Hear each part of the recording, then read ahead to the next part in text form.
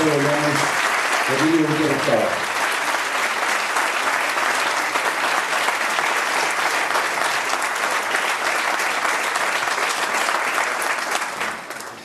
Buenas tardes. Realmente el de hoy es un día muy duro para las gentes de la palabra. Verán, ayer era domingo y yo he repasado los poemas que seguramente hoy no diré tan bien como ayer, mientras que andaba, salí bastante desasolerado de mi casa en Madrid y empecé a dar una vuelta convencional, como una hora aproximadamente, por lugares llenos de árboles y de vegetación.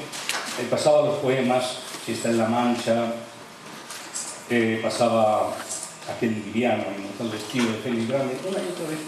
Y cada vez mi espíritu se iba serenando más. Me di cuenta del valor que tienen las palabras, del valor que tienen en los momentos difíciles como los que estamos viviendo, no solo por la desaparición de gentes amigas, sino lo que nos ocurre alrededor, por este drama de mundo que tenemos, por este mundo de drama. A mí me parece que José María me enseñó, antes me lo preguntaba un compañero de la radio, nos enseñó a los cómicos lo que era la Mancha, lo que eran las gentes de la Mancha, lo que era el vino, lo que era el queso, lo que era la tierra. Nos enseñó muchas cosas. A cambio nosotros le dimos palabras, pero él las llevó muy bien a cada rincón de esta tierra. Así que nuestra gratitud será eterna, mientras que nosotros podamos ser eternos. Por eso María José hoy y yo aquí representamos a todos los cómicos y cómicas que con él recitaron durante muchos días poemas a lo largo y lo ancho de toda la Mancha. A muchísima gente, desde Marisa Paredes hasta el propio Manuel Galeana, hasta Concha Cuetos, tantas y tantas gentes.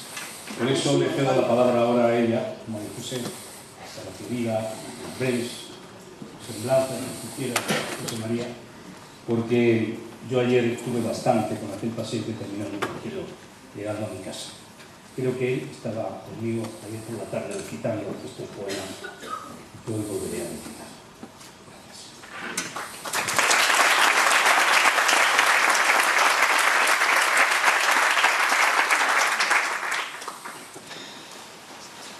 Yo no soy tan tranquila.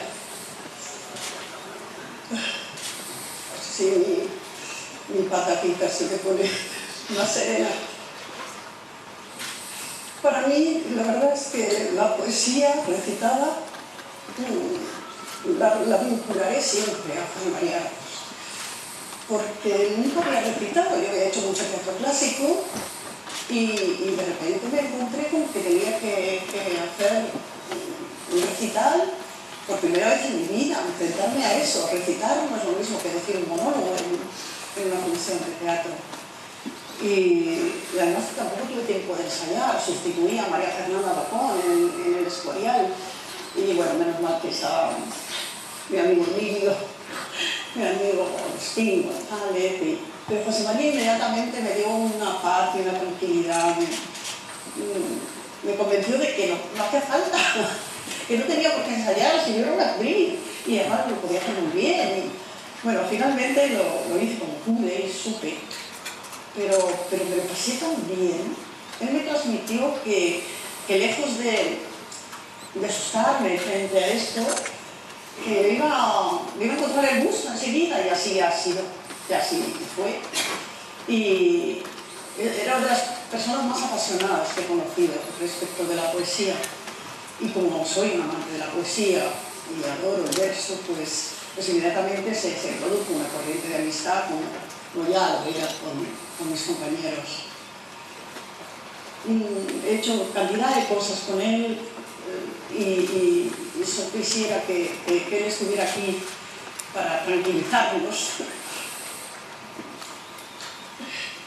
Y voy a intentar estar serena nada más.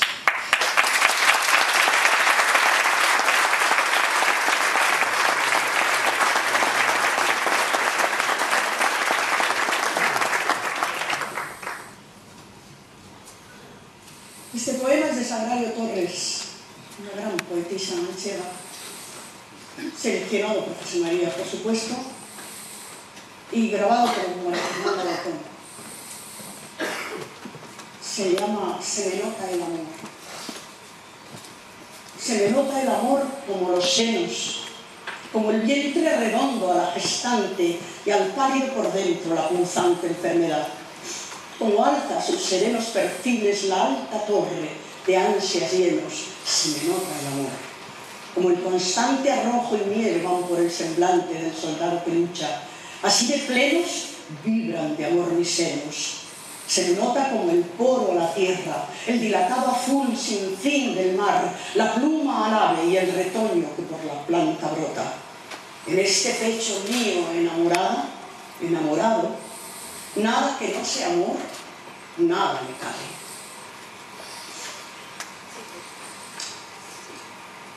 Todos los poemas han sido seleccionados por José María y en algún momento se hicieron. Este que voy a recitar ahora lo grabó Agustín González, mi amigo Agustín, en un cassette inolvidable, 4 poetas mancheros. El poema se titula Siesta en la Mancha y su autor es Ángel Crespo. Sobre el polvo, en las ramas secas, canta hacia dentro un pájaro, ave sin nombre y tan frecuente a la que nunca he visto. Canta contra las piedras abrasadas y contra el aire quieto, y su canto la envuelve en una sombra única al mediodía. Sus notas son cual hojas que flotasen en 2 distintas aguas, la que bajo la tierra está temblando y la que se hace charcos en la acequia. Callan para escucharle las esquilas de la siesta y el vuelo sombrío de la abeja. Y sobre el mundo que atardece muerto, el silencio se encoge. Hay un lagarto encima de la teja y un escorpión debajo, y las perdices entre el pasto seco se hunden en el vacío. Hay soledad y miedo en las retamas, que la araña acordela, y una respiración que va cesando mientras el canto dura.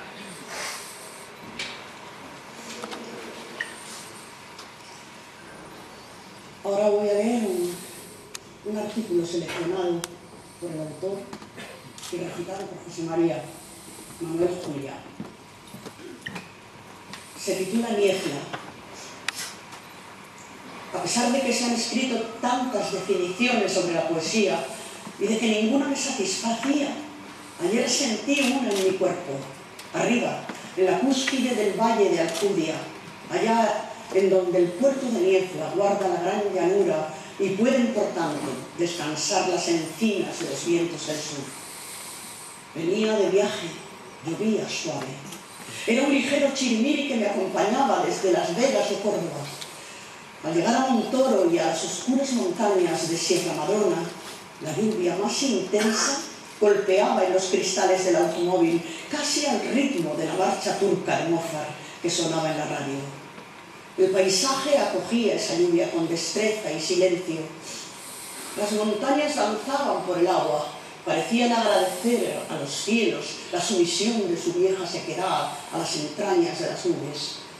Luego traspasé las fronteras andaluzas y llegué a los primeros vientos del valle de Alcudia. Observé las encinas solitarias y los cortafuegos, los grandes pinos mirándose aritméticamente como soldados de un ejército verde, los chaparros heridos de belleza y alma. La lluvia volvió a ser suave y por un momento no pude dejar de pensar que iba viajando por alguno de los densos bosques de Galicia o perdidas gargantas canadienses que esconden tierras vírgenes y silentes. Pasé luego Fuencaliente y la sentí desde abajo como colgada en los terraplenes del viento. Entonces la lluvia se volvió una bruma casi mitológica. Era como un telón blanco al que nunca llegaba, una cortina de seda, el latido de las venas del frío. Desde arriba, en Niebla, la bruma calmaba la llanura. Me pareció el vestido de un paisaje desnudo que desea esconderse. Y me paré en la cúspide del puerto, miré hacia Pulido y admiré uno de los paisajes más bellos que he visto en mi vida. Alcudia era la mejor definición posible de la soledad. Entonces recordé que alguien, quizá Juan Ramón Jiménez, había escrito que la poesía es el pensamiento de la soledad. Hasta entonces no lo había entendido. Pero ayer, desde Niebla, mirando el valle sin nadie, la tierra casi sin límites, sentí una forma de poesía que recomiendo a los nostálgicos. Sentí que el paisaje hablaba un lenguaje lejano que había desterrado para siempre a las palabras.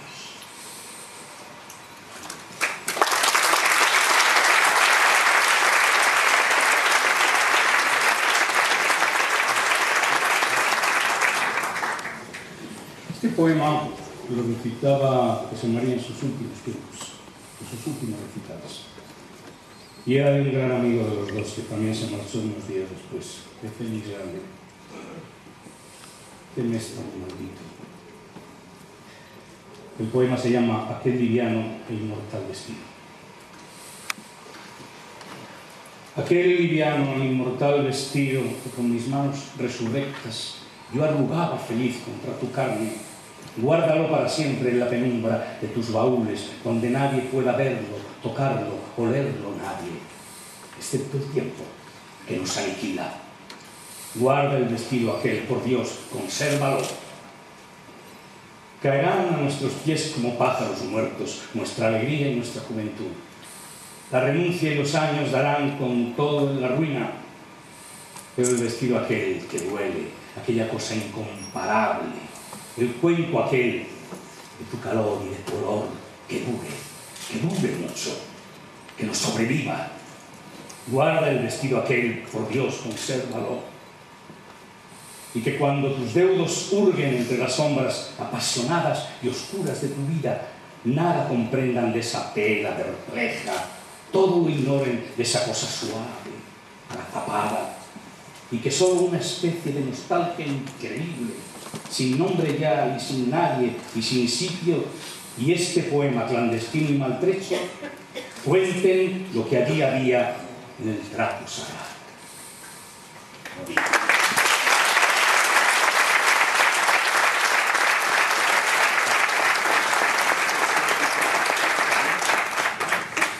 En un lugar de la Mancha, de cuyo nombre no quiero acordarme, no ha mucho tiempo que vivía un hidalgo de los de lanza en astillero, adarga antigua, rocín flaco y galgo corredor. Una olla de algo más vaca que carnero, salpicón las noches, duelos y quebrantos los sábados, lentejas los viernes, algún palomino y añadidura los domingos, consumían las 3 partes de su hacienda. Frisaba la edad de nuestro hidalgo con los 50 años. Era de complexión recia, seco de carnes, enjuto de rostro, gran madrugador y amigo de la caza. Es, pues, de saber que los ratos que estaba ocioso, que eran los más del año, se daba a leer libros de caballerías con tanta afición y gusto que vendió muchas panelas de tierra de sembradura para comprar libros de caballerías en que leer, y ninguno le parecía tan bien como los que compuso el famoso Feliciano de Silva, porque la claridad de su prosa y aquellas intrincadas razones suyas le parecían de perlas. La razón de la sinrazón, que mi razón se hace, de tal manera mi razón enflaquece, que con razón me quejo de la vuestra hermosura. Con estas razones perdía el pobre caballero la juicio. Se enfrascó tanto en su lectura que se le pasaban las noches leyendo de claro en claro y los días de turbio en turbio. Y así, del poco dormir y del mucho leer, se le secó el cerebro. Llenóse de la fantasía de todo aquello que leía en los libros, así de encantamientos, como de tendencias, batallas, desafíos, heridas, requiebros, amores, tormentas y disparates imposibles. Rematado ya su juicio, vino a dar en el más extraño pensamiento que jamás vio en el mundo, y fue que le pareció convenible y necesario hacerse caballero andante, e irse por todo el mundo con sus armas y caballo a buscar las aventuras, deshaciendo todo género de agravios. Lo primero que hizo fue limpiar unas armas que habían sido de sus bisabuelos. Fue luego a ver a su rocín. 4 días se le pasaron en imaginar qué nombre le pondría. Al fin le vino a llamar Rocinante. Puesto nombre y tan a su gusto a su caballo, quiso ponérselo a sí mismo. Y en este pensamiento duró otros 8 días. Y al cabo se vino a llamar Don Quijote. pero quiso, como buen caballero, añadir al suyo el nombre de su patria y llamarse Don Quijote de la Mancha. No le faltaba otra cosa sino buscar una ama de quien enamorarse, porque el caballero andante sin amores era árbol sin hojas y sin fruto y cuerpo sin alma. Halló que en un lugar cerca del suyo había una moza labradora de quien él un tiempo anduvo enamorado. Llamábase Aldonza Lorenzo, y buscándole nombre que no le desdijese mucho del suyo, vino a llamarla Dulcinea del Toboso, nombre a su parecer músico y peregrino y significativo. Hechas pues estas prevenciones, subió sobre Rocinante y por la puerta falsa de un corral salió al campo. Casi todo el día caminó sin acontecerle cosa de que contar fuese. Al anochecer, su Rocín y él se hallaron cansados y muertos de hambre. Vio no lejos del camino por donde iba una venta. Luego se le representó que era un castillo con sus 4 torres y chapiteles de luciente plata, sin faltarle su puente levadiza y honda cava. Estaban acaso a la puerta 2 mujeres mozas de estas que llaman del partido. Fuese llegando, esperando que algún enano se pusiese entre las almenas a dar señal con alguna trompeta de que llegaba caballero al castillo. Sucedió acaso que un porquero que andaba recogiendo de unos rastrojos una manada de puercos, que sin perdón así se llaman, tocó un cuerno y al instante se le representó a Don Quijote lo que deseaba. Y así, con extraño contento, llegó a las damas, las cuales, como vieron a un hombre de aquella suerte, llenas de miedo se iban a entrar en la venta, pero Don Quijote, con gentil talante y voz reposada, les dijo: No fuyan las vuestras mercedes ni teman desaguisado alguno. Cada orden de caballería que profeso non toca ni atañe facerle a ninguno, cuanto más a tan altas doncellas. Mirábanle las mozas y como si oyeran llamar doncellas, cosa tan impropia de su profesión, no pudieron tener la risa. El lenguaje y el mal talle de nuestro caballero acrecentaban en ellas la risa y en él el enojo. Y pasaron muy adelante, si a aquel punto no saliera el ventero, hombre que por ser muy gordo era muy pacífico. Y así podríamos seguir horas y horas. Pero este es nuestro libro, el libro de todos nosotros.